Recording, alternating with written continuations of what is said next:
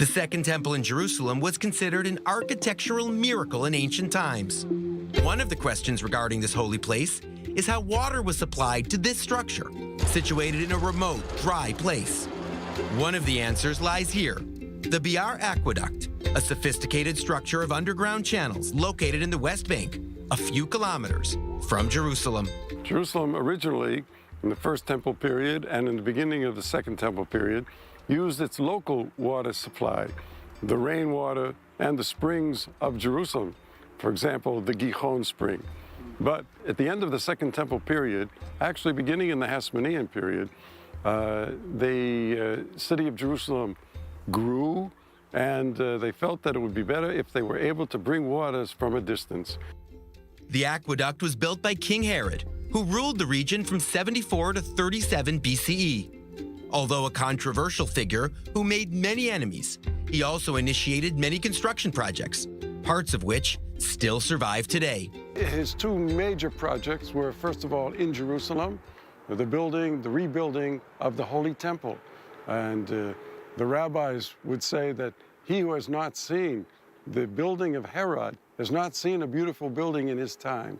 So you see, he accomplished a great deal as a builder, and has left for us to this very day much to see here in the Holy Land.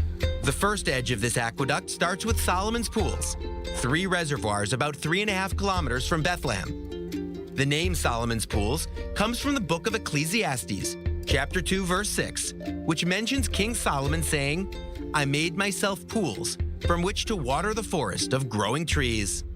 Experts, however, believe that they were built during the 2nd century BCE and associated with the Hasmonean kingdom, or even later, during the Roman Empire. The construction of this structure used natural resources as a base for the aqueduct. What we see here is a natural tunnel.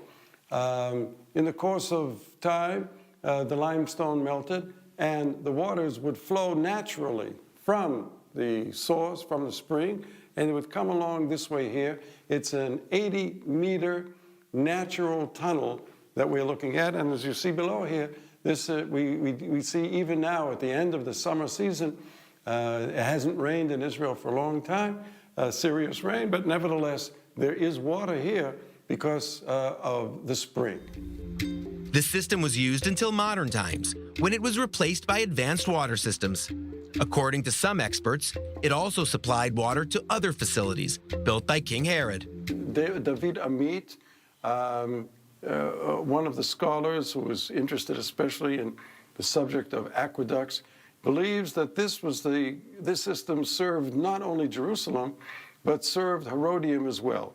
And in fact, Josephus writes that Herodium, the great palace where Herod himself is buried, the palace fortress of Herodium received its waters from a distance. And this is probably what he was referring to, the waters which came from here, from this aqueduct, the Br Aqueduct system.